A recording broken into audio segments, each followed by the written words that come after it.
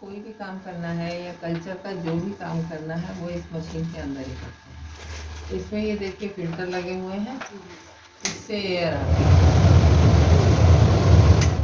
ये UV light है, आँख टिकाइएगा मत क्योंकि वो आँखों को नुकसान करती है। तो जब हम ये जलाते हैं तो ऊपर से ये काला कपड़ा डाल देते हैं। इसमें कोई भी सामान यूज़ करने के पहले 15-20 मिनट के लिए यूवी लाइट ऑन कर देते हैं, क्योंकि नेचुरली टेस्ट ट्यूब हमने कल्चर अगर बनाया है और ये टेस्ट ट्यूब बनाए, इनको स्लांट कहते हैं। ये है टेस्ट ट्यूब, जिसमें आपको प्रेजेंटेशन में दिख रहा था ना, ये टेस्ट ट्यूब है। ये मीडियम है। मीडियम बनाने का तरीका हमने आपको बताया था। अगर आपको वैसे नहीं बनाना है तो बना बनाया हाई मीडिया का आता है मीडियम, उसको 1 लीटर में आप 40 ग्राम घोलिए और उससे ये मीडियम बना लीजिए। टिश्यू मेथड से मीडियम ये तो केवल मीडियम है, ये जो नीचे दिख रहा है आपको। टिश्यू कल्चर से तो हम कल्चर करते हैं, है ना। ये मीडियम का मतलब ये है, ये आपकी फफूंदी को ग्रो करने के लिए खाना है। आप कुछ तो देंगे ना खाने को, तो ये आपका माध्यम है कि इसके ऊपर आप इसको ग्रो करेंगे। ये हमने 2 तरह के बताए थे, एक होता है पोटैटो डेक्सट्रोज अगर मीडियम, पीडीए बोलते हैं, और एक माल्ट अगर मीडियम। उनको बनाने का तरीका वो हमने आपको बताया था, फिर भी मैं बता दें। 1 लीटर में आप 40 ग्राम वो डालिए, बना बनाया पीडीए आता है, उसको घोलिए और ये टेस्ट ट्यूब में इतना इतना सा डाल के ऊपर से कॉटन प्लग लगा के और इसको बटर पेपर से ऐसे बंद करके तब हम स्लाइस करते हैं। अगर आप बटर पेपर से इसको बंद नहीं करेंगे तो नॉन एब्जॉर्बेंट कॉटन है, उसके बावजूद भी भाप से ये गीली हो जाएगी, है ना। तो इसलिए इसको हम बटर पेपर से रैप करते हैं, तब स्लाइस करते हैं। स्लाइस करने के बाद काफ़ी टाइम तक ये लिक्विड रहता है, गर्म रहने में। जब ये एकदम गुनगुना सा रह जाए तब इसको ऐसे टेढ़ा करके टिल्ट करके रखते हैं ऐसे, क्योंकि उससे आपको सरफेस एरिया ज़्यादा मिलेगा, क्योंकि फिर ये आपका मीडियम बनाने का हो गया। टिश्यू कल्चर करने के लिए अब टिश्यू कल्चर के लिए क्या है, देखिए ये मशरूम है। ब्लेड आप हमेशा नया यूज़ करिए, हम तो केवल आपको वैसे ही बता रहे हैं, इसलिए चलिए हम ऐसे ही कर देते हैं। नहीं, आप नया ब्लेड यूज़ करिए और जब भी आप काम करें हाथ सैनिटाइज करें, और ये भी पूरा आप सैनिटाइज जरूर करें और कम से कम कपड़े पहने, क्योंकि आप जितने ज़्यादा कपड़े पहने होंगे बाहर से आएंगे उतना ही धूल धक्कड़ आएगी, उतना ही कंटामिनेशन आएगा। आप जब भी काम कर रहे हो, चाहे गर्मी हो, चाहे जाड़ा हो, चाहे बरसात हो, पंखा नहीं चलाना, क्योंकि जो भी चीज़ आपके काम करने में डस्ट लाती है वो कंटामिनेशन बढ़ाती है। और हाथ अगर इतने खुले रहें तो बहुत अच्छा है कि आप पूरा स्लाइस कर सकते हैं। लड़कियों के लिए विशेष कपड़ा वपड़ा, ये चुन्नी पुन्नी कुछ भी नहीं होनी चाहिए, क्योंकि आपको फ्लेम के आगे काम करना है। और ये जितना स्लाइजेशन होता है वो स्प्रिट से होता है। स्प्रिट में आग लगने का पूरा चांस रहता है। आपका जरा सा आपकी निगाह चुकी और हाथ चुका तो आप जरूर, आग जैसे ही पकड़ती है तो आदमी क्या करता है, यूं करने लगता है और फैलेगी, तो उससे वो पूरे में फैल सकती है। आपके जलने का पूरा वो रहता है। और हाथ तो जब तक आपकी प्रैक्टिस नहीं होती है, हम 30-35 साल बाद भी जल जाते हैं, तो फिर जलना तो रहता ही है। लेकिन ये सब प्रैक्टिस की चीज़ें हैं। बाकी ऐसा हम आपसे कह ही रहे हैं, ऐसी कोई रॉकेट साइंस नहीं है कि आदमी नहीं कर सकता, सब कुछ कर सकते हैं, लेकिन आपको प्रैक्टिस की जरूरत है। टिश्यू कल्चर के लिए आप ऊपर की लेयर पूरी छील दीजिए, नया ब्लेड लीजिए, आसानी से छिल जाएगा, है ना। और अंदर से पूरी लेयर छीलने के बाद आप जरा जरा सा टुकड़ा कर लीजिए। और ज़्यादा अच्छा तो ये होता है कि नीडल से ही जरा सा उठा लीजिए। ब्लेड नया है तो आप आराम से टुकड़े कर लीजिए, कोई ज़रूरत नहीं है कि आप नीडल से उठाएं, है ना। ये जो आपने टुकड़े किए हैं, अगर आपको कहीं डाउट लग रहा है कि ये कहीं टच हो गया होगा, तब इसको आप सोडियम हाइपोक्लोराइड, मर्क्यूरी क्लोराइड जो भी अवेलेबल है उससे वॉश करिए, फिर आप डिस्टिल वाटर में डालिए, उसको स्लाइस फिल्टर पेपर से सोक करिए, उसके बाद आप इसको कल्चर में रखिए। अब रखना आपको बता दें। स्पिरिट लैम्प भी यूज़ करते हैं, क्योंकि कर सकते हैं, लेकिन यहाँ ज़्यादा काम रहता है तो स्पिरिट लैम्प से संभव नहीं कि हम बार बार स्पिरिट ख़त्म हो उसको खोलें, फिर उसमें भरें, फिर उसको फिर करें, क्योंकि मुश्किल से आधे घंटे में पूरे स्पिरिट लैम्प की स्पीड चल जाती है।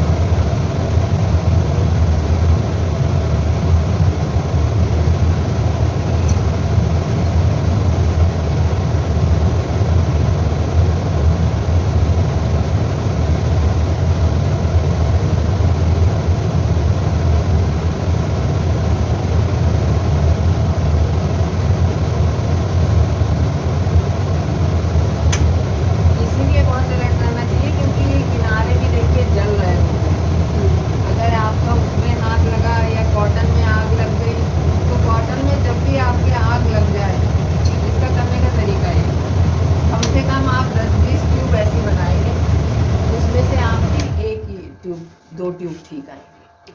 अगर आपकी प्रैक्टिस नहीं है तो 10 में 20 में आपकी 1-2 ट्यूब ही ठीक आएंगी। अगर आपकी प्रैक्टिस है तो 5 भी ठीक आ सकती है, क्योंकि आप कितने भी अलर्ट रहें कंटामिनेशन का चांस तो रहता ही है। और दूसरे, आपकी कॉटन में जब कभी भी आग लग जाए, क्योंकि आप जब फ्लेम पे ऐसे छुआते हैं तो कॉटन ही तो है, उसमें तो आग आएगी। तो उसका बेस्ट तरीका है कि जहाँ भी आपके आग लगे पूरे उससे आप मुट्ठी दबा दीजिए। तो इतना हाथ जलेगा नहीं, लेकिन उससे आग फैलेगी।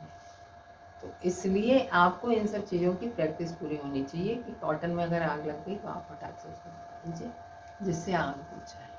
और पूरे अलर्ट रहिए, क्योंकि ये इतना जल रहा होता है जब फ्लेम पे होता है कि आपका अगर हाथ लगा तो भी आदमी का हाथ छटक ही जाता है ना। तो इसलिए इन सब चीज़ों के लिए प्रैक्टिस चाहिए। कल्चर करने का ये तरीका है। जब कल्चर तैयार हो जाता है तो मास्टर के लिए हम अभी बॉटल दिखाते हैं। ये हमारा कॉमर्शियल का पैकेट है। आप लकड़ी पे भी उबाल सकते हैं, कोई ज़रूरी नहीं है कि हम जो कर रहे हैं उस तरीके से करिए। करना पर्पज़ ये है कि आप भगोने में गेहूँ उबालेंगे, सिर्फ 6 घंटा उसका पानी निकलेगा। पानी निकलने के लिए फिर वो फैन चला के छोड़ देते हैं, एकदम भुरभुरा हो जाना चाहिए। ये देखिए ये बॉयल हो के इतना बॉयल होना चाहिए कि फटे नहीं, लेकिन पूरा फूल जाए। इसमें हम 3% सोडियम कार्बोनेट और 12% कैल्शियम सल्फेट, ये दोनों चीज़ें मिलाते हैं, पाउडर जैसा होता है। जब इसको पूरे गेहूं में ऐसे मिक्स करते हैं तो कहीं कोई चांस ये नहीं रहता कि गेहूं कहीं चिपक रहा हो। भुरभुरा होना चाहिए, क्योंकि फफूंदी को भी सांस लेने को, ग्रो करने को जगह चाहिए, है ना। ये करेंगे। ये आपका देखिए ऑटोक्लेव है, जो हमने दिखाया था आपको कि ये नीचे से बॉयलर लगा होता है, इससे ये भाप निकल के अंदर जाती है। ठीक है, ये ट्रे लगी हुई है, आप इस ट्रे पे रख दीजिए। आप इधर आ जाइए। आपके बजट में कितना 15 किलो हो जाता है। हाँ, जो पता आपका जल्दी हो जाएगा। ये गर्म होने में ये दिन पड़ेगा। हाँ जी। ये ऑर्डर क्लेम है आपका। उस पर मैनुअली पानी डालना पड़ता है ना? हाँ, मैंने डाला था। इसमें ऑलरेडी कनेक्शन है ये पाइप का, इससे पानी आता रहता है, बॉयल होता रहता है और निकल जाता रहता है। ये है अद्धा पोलो की बॉटल, जिसमें हम मास्टर बनाते हैं। यही वाला गेहूँ हम इसमें इतना भरते हैं। ज़्यादा गेहूँ इसलिए नहीं लेते हैं कि अगर मास्टर ख़राब हुआ तो आपका इतना ही गेहूँ वेस्ट होगा। तो ये आपका मास्टर बनाने का तरीका है। हम आपको एक इनोग्रेशन करके मास्टर का और इसका दिखा दें। मास्टर का क्या इनोग्रेशन, जैसे हमें 20 से नीचे रखना होगा। हाँ, ये देखिए, ये पर्टिकुलर बनी हुई रखती है ना। हाँ, इसको नहीं। हाँ, उसको ये बोलिए कल्चर है। आप ये इस तरह से भी डेवलप कर सकते हैं, या पेट्री प्लेट यूज़ कर लें, आप स्लांट यूज़ ना करें। और ये वाली जो प्लेट होती है ये ऑटो स्लाइज आती हैं, इसको पॉलीथीन से फाड़ते हैं, तुरंत इस्तेमाल कर लेते हैं और बहुत धीरे से ज़रा सा यहाँ से दोनों उंगलियों के सहारे से ज़रा सा खोलते हैं, क्योंकि आपका एक ही हाथ फ्री होता है। हल्का सा खोलेंगे और यहाँ से फ्लास्क से धीरे से उसमें डाल देंगे। एक हाथ से आपको फ्लास्क पकड़े रहना रहता है, धीरे से डालेंगे। अंदाज से इतना डालते हैं कि पतली सी लेयर आ जाए। फिर जब ये सेटल हो जाएगा तब इसमें फंगस के बीच में रखना है, ये पूरे में ग्रो करना है ना। ये है आपका, देखिए, मास्टर। छोटे छोटे पीस करके उसमें डालते हैं मास्टर तो वो सारा वाइट हो जाता है। शुरू में देखिए ये मास्टर है, जब ये ग्रो करना शुरू होता है तो ये धीरे धीरे ऐसे grow होता है। जब ये पूरा ग्रो हो जाएगा, इसको यूज़ करने के लिए हम ऐसे ऐसे तोड़ लेते हैं। फिर इसमें से 15-20 दाने वो कॉमर्शियल वाले में डाल देते हैं। ये बटन के लिए हम इस्तेमाल कर रहे हैं, क्योंकि बटन में जो है वो टेम्परेचर डाउन चाहिए, तो इसका AC हमेशा ऑन रखना पड़ता है। अगर ऑस्टर वाला उधर है, लेकिन ग्रोथ आने लगी तो पूरा तैयार होगा तो वाइट फुल ग्रोथ आ जाएगी। इसमें से हम ऐसे काट काट के डालते हैं मास्टर, इससे कल्चर निकाल के मास्टर में ये ट्यूब मेथड है। फिर हाँ, सारा वो मास्टर सारा वाइट हो जाता है। मास्टर से आपको कमर्शियल करके, ठीक है जी। नंबर, इसमें हम ऑस्टर रखते हैं। ऑस्टर का मास्टर और कॉमर्शियल सब अलग इसमें रहते हैं। ये देखिए डिफरेंट टाइप के कल्चर हैं, चाहे जितने भी तरीके का मशरूम होता है सबके सबके अलग अलग कल्चर रहते हैं। ये कल्चर हर 2 महीने में रिवाइव करना पड़ता है, क्योंकि जितना आपने मीडियम दिया है जब वो खा जाएगा तो सूखेगा तो है ही ना, तो आपको फिर फ्रेश मीडियम पे उसको ट्रांसफर करना पड़ता है।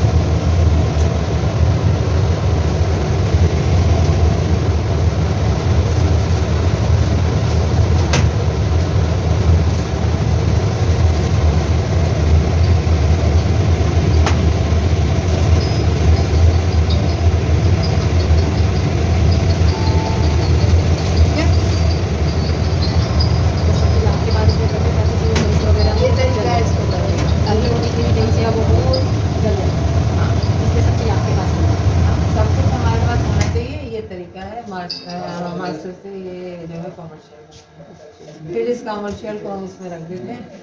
जितने दिन में वो ग्रो हो, अगर आपका बटन है तो 1-1.5 महीना लेगा, 1 महीने में ग्रो होता है। अगर आपका ऑयस्टर है तो उसके हिसाब से। तो इसको बीच में पैकेट को शेक करना होता है या ऐसे रख देते हैं? जब ग्रोथ हल्की दिखने फिर शेक करो फिर तब शेक कर देते हैं कि जिससे वो मिक्स हो जाए। ठीक है। अब किसी को कोई कंफ्यूजन हो, कुछ नहीं समझ में आया हो तो आप आराम से पूछ सकते हैं। Thank you. है ना?